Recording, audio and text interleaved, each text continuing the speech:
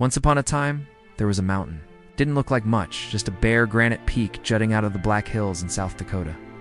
But to a sculptor named Gutzon Borglum, it looked like everything. See, he dreamed of carving 4 faces into the mountain.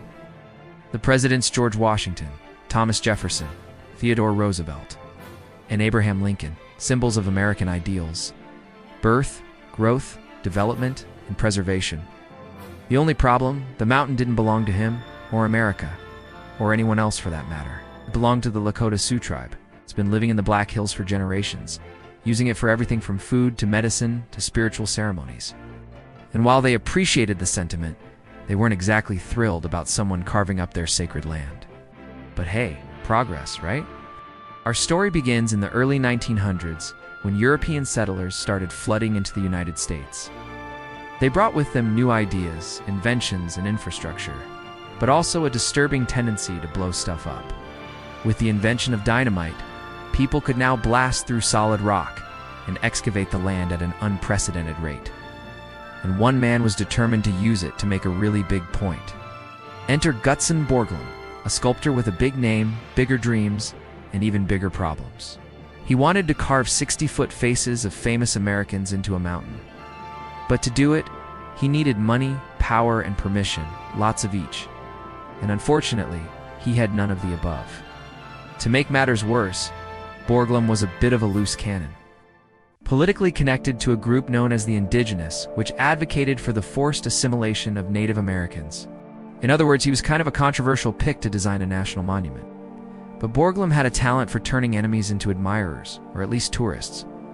With a silver tongue and some well-placed dynamite, he convinced the US government to fund his sculpture, minus the whole assimilation thing. Construction began in 1927, but soon ran into a bunch of problems. Like the fact that granite doesn't always shatter the way you think it will. Sometimes it takes weeks to figure out why. And that was just the start. There was dangerous blasting, harsh weather, and oh yeah, the Great Depression, which basically put a hold on any non-essential spending, like carving giant faces into mountains. By 1933, the economy had taken such a nosedive that the project was making headlines for all the wrong reasons. People wondered if Mount Rushmore would ever be finished, or if it should have never started at all. But something funny happened. While everyone else was focused on the negatives, people began to celebrate the positives. Sure, the economy was terrible, but what wasn't? The project itself was becoming a tourist attraction, drawing thousands of visitors who paid admission, bought local goods, and supported the local economy.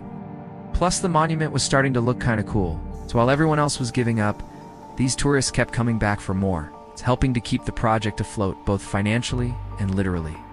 And in 1941, after 14 years of blasting, drilling, and sculpting, the faces were finally complete. Though the original plan to include torsos was scrapped due to cost and time constraints, Borglum had created something truly special, or at least iconic.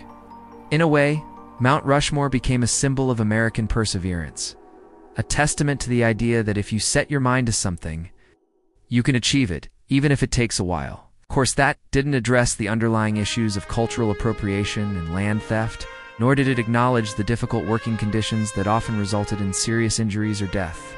But in the end, those details become footnotes, while the faces became front and center. Today, Mount Rushmore is one of the most visited landmarks in the US, drawing nearly 2 million people a year. It appears in movies, documentaries, and history books. It's on postage stamps, quarters, and t-shirts. Too many, it represents freedom, unity, and national pride.